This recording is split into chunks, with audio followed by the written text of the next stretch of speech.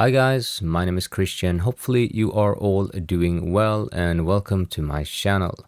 So I've gotten a few requests on how I process these kinds of soft, smooth vocals that I've been doing on my channel. So I thought that I go through it here. It's not that complicated, but there are a few things that I would like to point out. First, I like to say that I usually don't use that much compression on my vocals. In the past, I used to slam the vocals, with an 1176, but these days I try to even out the signal before I hit compression. So basically, you don't hear the compression. So we'll start from the top here. First of all, I'd like to comp the vocals. And this is not as bad as it looks.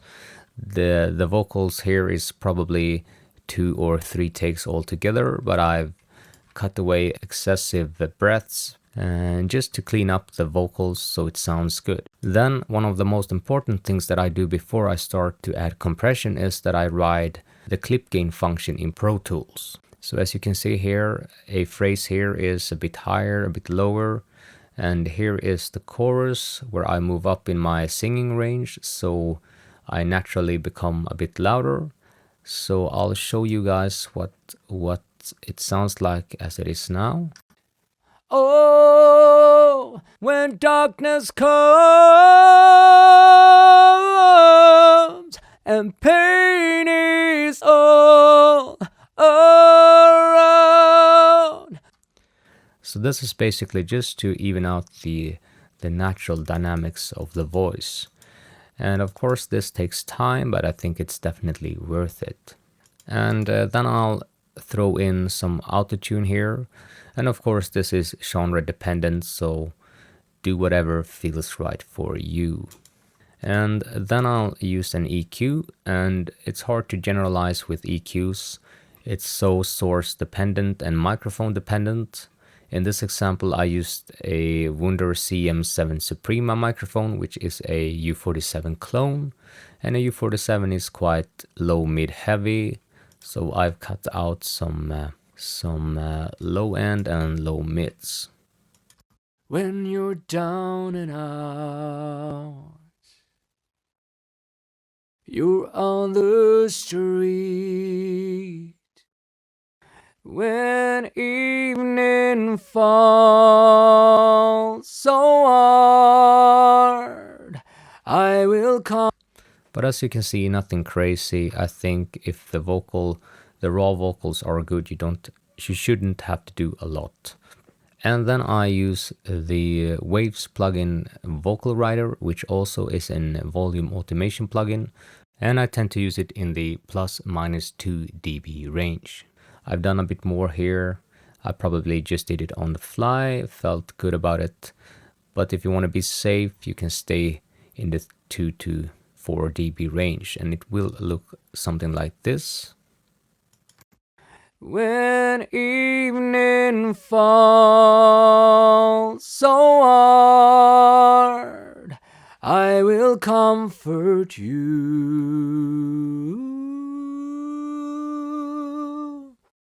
I'll take your part.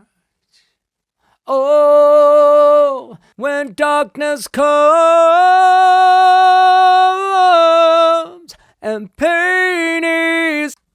So this is also a great way to get a more even result before hitting compression, because compression can be a bit wobbly if you have a very uneven raw signal. So this is just to even out the performance before hitting compression.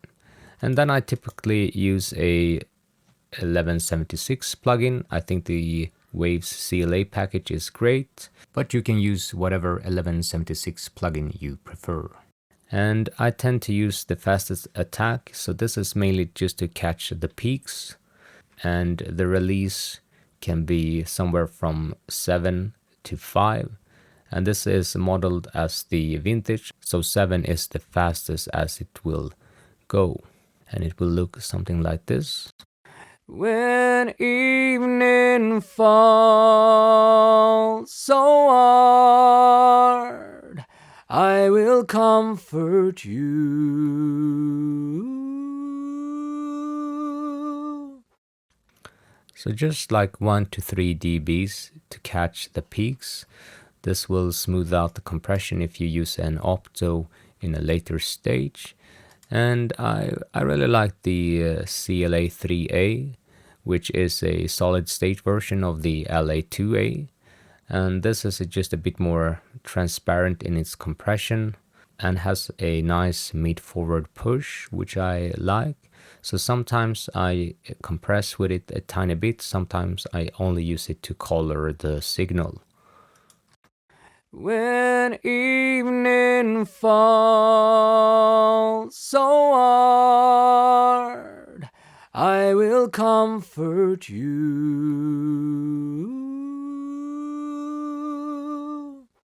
So just a few dBs, or like 1 dB, so mainly just for color.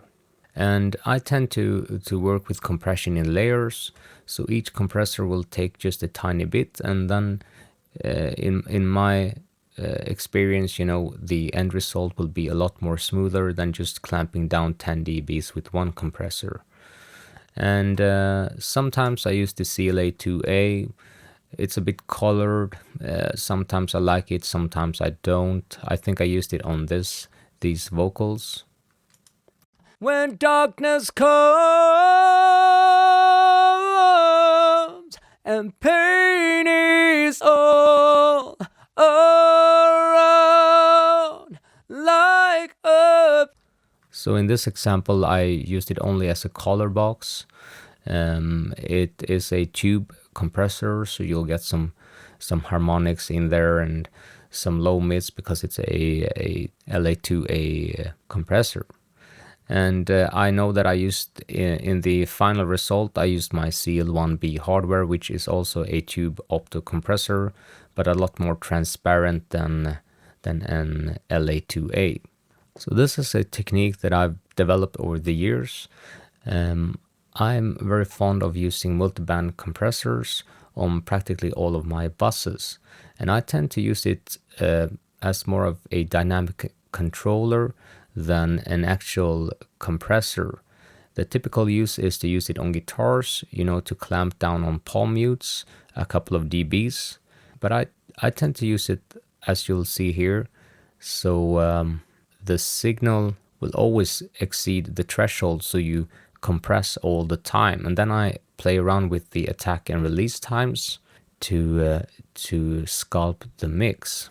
So the basic idea is if the attack time is faster, you'll get a tighter sound, and with a slower release time, you'll also affect the tightness of the sound. And since you can have very fast and slow release times, you can do a lot of sculpting, and I feel like this is where the magic happens, where things come together. Of course, you can overdo it, but as you can see here, the range is just 1 dB, and the gain set is at -1 dB is to compensate for the gain reduction. When darkness comes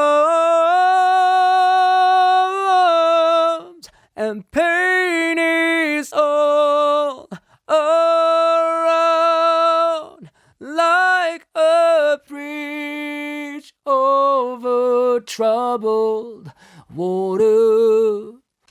And then I always tend to use the CLA Vocal Plugin.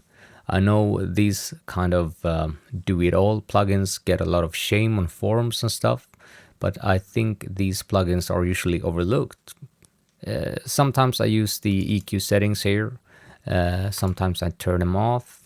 I tend to always use the wall settings, which is kind of a limiter compressor style parameter, but it's very subtle as well, so you usually don't hear it as compression added to the signal. It just evens out the signal even more, which I really like.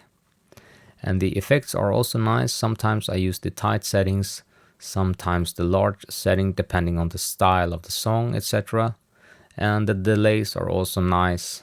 A subtle slap delay is usually very nice to add to the vocals. When darkness comes and pain is all around like a troubled water, I will lay me down. Alright, so now we're on the FX part of my chain here, and I tend to use three types of reverbs. First is the room reverb, which is a very short reverb. As you can see here, it's 50 milliseconds, and I tend to use a Valhalla vintage verb on most of my reverbs. It's a great sounding, affordable reverb. And the idea with the room reverb is that it is a great way to pull things back, create cohesiveness in the mix, and shave off some edge if that is needed. But the room reverb is something that I use on most of my instruments, especially in this kind of softer music. And yeah, and the FX part of this is completely what you want to achieve in the mix. Sometimes I do things drier, sometimes I do it with longer reverbs, depending on what I want to achieve. And then I'll use another short reverb here, a tiny bit longer, 80 milliseconds, and quite dark sounding. I have a high pass filter here, I don't want that low end rumble. And sometimes I use compressors on reverbs. You can definitely try that out. I think it creates depth. Just be sure to check it out late in the mix stage or along the way, because sometimes, when you start to feed more sources into a reverb or a delay, the compression will increase. And then I'll have a second reverb, or my third reverb, which is slightly longer. I tend to use the Valhalla 300 emulations here, and I think it's a Lexicon reverb emulation. And this is slightly longer, just to add some more tail to the source. And then if I'd like, I have a very long reverb, which has long decay here. But I'll show you guys, I'll add them on as we go here so you can hear what they sound like. When you're down and out, you're on the street. When evening falls so hard, I will comfort you.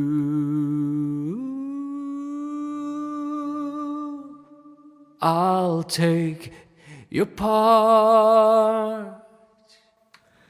And I kind of moved away from delays on vocals. I do use it, but usually not on these kind of softer vocals. I tend to use these reverbs to create depth in the mix.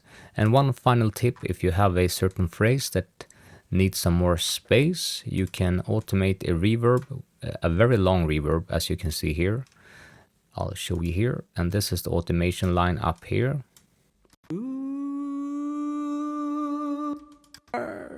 I will comfort you.